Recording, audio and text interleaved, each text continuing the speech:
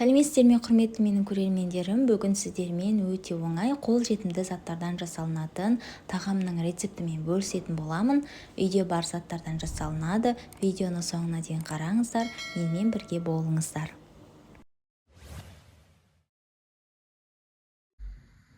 Бізде мынандай капуста.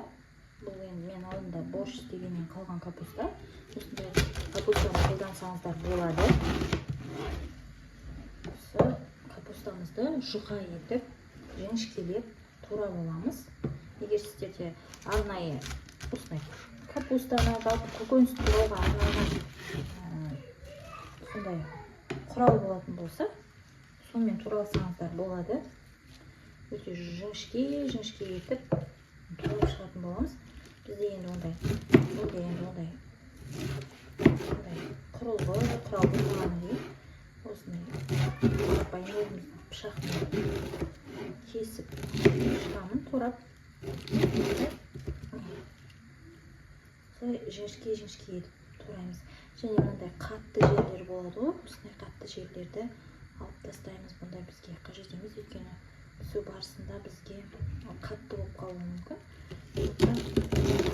Ондай жерлерді алып тастаймыз да, біз осындай жіңішке етіп жұмсақ жерлерінен турап шығамыз. Ысырап болмайды бір жақ жері. Бұл ең жасалынатын бір таңғасқада жасалуға болады. Көкөністерден, қолдағы заттардан. Қазір алдағы уақытта көретін боласыздар. Қандай заттар үйде бар, қолжетімді заттар жасалынады. Мынау керек деп жүрмеңіздер. Үйде бар дүние осындай керемет ас дайындауға болады.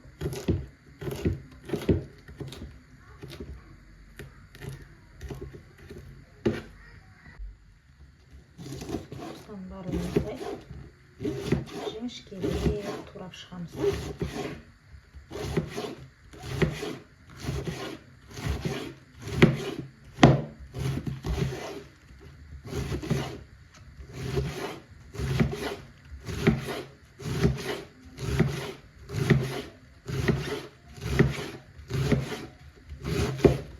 Міне осылай турап алдық.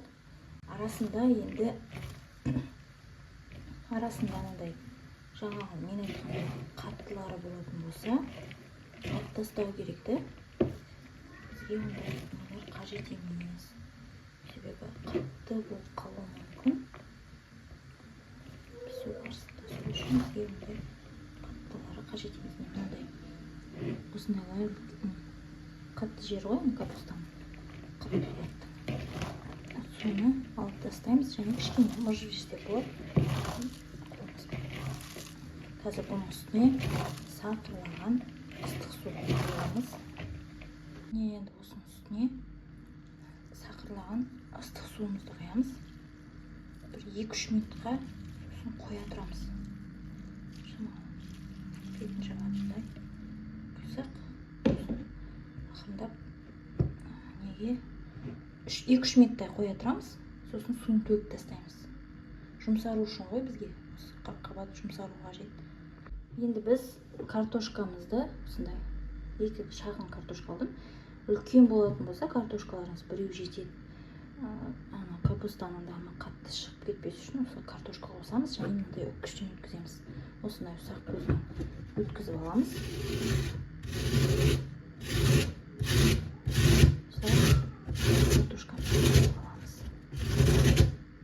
Бізде осындай ұсақ күйінде картошка болып шығады. Сосын қосатын боламыз. Міне осылай үккіштен өткізіп алдым картошкаларды. Енді біз капустаның суын төгіп тастадым. Енді біз осы ыдысымызға 3 жұмыртқаны жарамыз. Барлығын біріктіреміз енді. Көресіздер. 3 жұмыртқамызды жарамыз.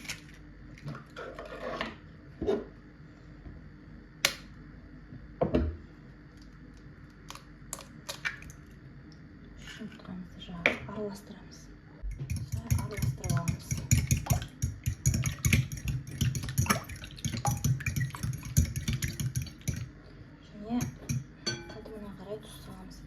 ана капустаға да тұз салып жіберсеңіздер болады негізінде. Ұмытып кеттім, бірақ осыған, осы жұмыртқаға молырақ етіп тұз салам, тұзсыз болып қалмас үшін. Және осыған енді үккіштен өткізілген картошкамызды қосамыз.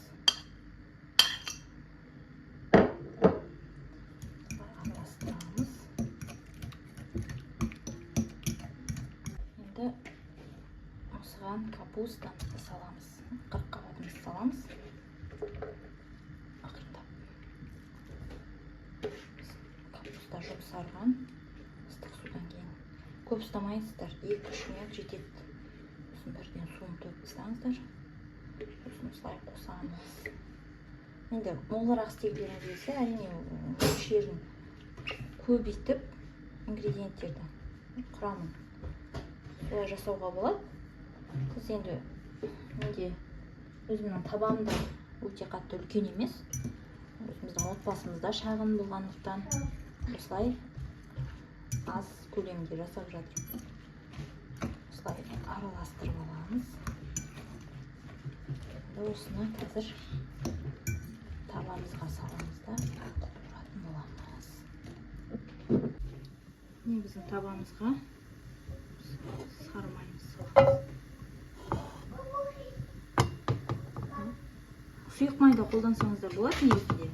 Бірақ мен енді шамамен пайдалырақ деген сияқты сұйық майдан гөрі осы сары майды қолданып жатырмын. Осылай ертіп аламыз. Осы сарымсақты неше бөліктерге бөлеміз.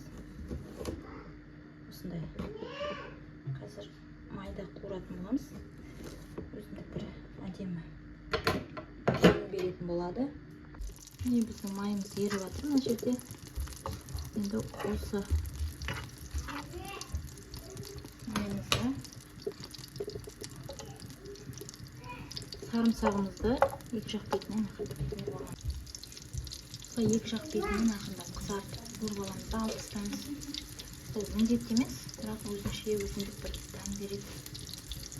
Өте қатты қызартып жүрмейміз. Қуырып аламыз да алып тастаймыз. Осыған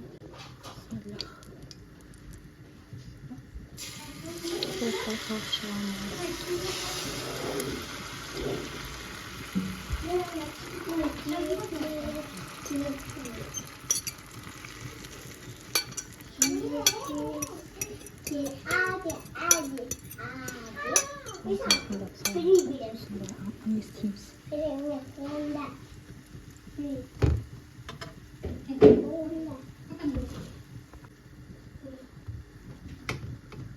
Basıp çıkarız.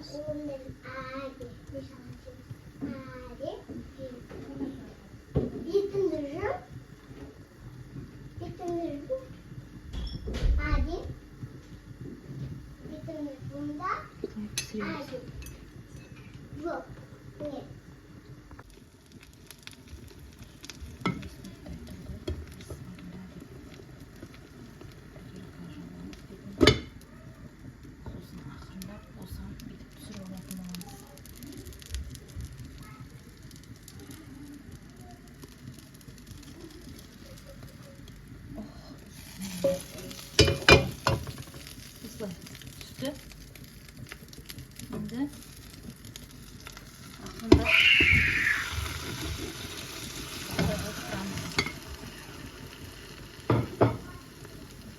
күшті піскен. Осылай бетін жауып отырамыз. Тағы бір 5 минуттай қойсақ жеткілікті. Бетіне мынандай сыр себетін боламыз. Бірақ бұл міндетті емес. Өзіңіз де көрдіңіз, әдемі болып тұрады беті. Ешқандай да бір сырды қажет етпейді негізінде. Просто мен өзім әдемі болған болу үшін, одан да дәмдірек болу үшін, және балалар сырды жақсы көреді бізде. Пицца сияқты осылай жеу үшін осылай бетіне сыр сеуіп жатырмын. бірақ сыр болмаса ештеңе етпейді. Бірден дәл осы күйінде жесеңіздер өте дәмді. Ал енді сыр ерігенше қоя тұрамын қазір. Пока уже дайын болып қалды. Негізі дайын болып қалды. Осы сыр ерігенше ірімшігі. Соны қоя тұратын боламын. Біздің балалар пиццаны жақсы көреді. Пицца ретінде, пицца сияқты сезініп жесін деп осылай жасап жатырмын. Бетін жауып, тағы сыр ерігенше 1-2 минуттай қоя тұрамыз. Тағамыз дайын болды. Көп жақсы болды. Тағамызды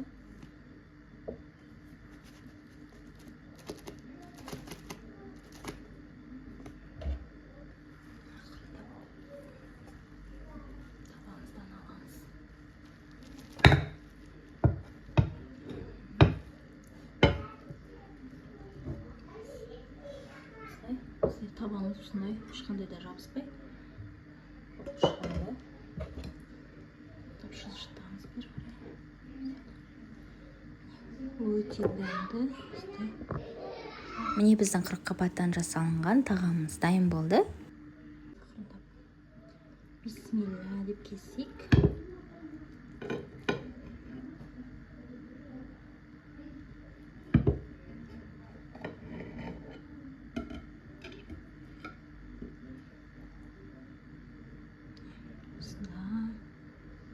Өте дәмді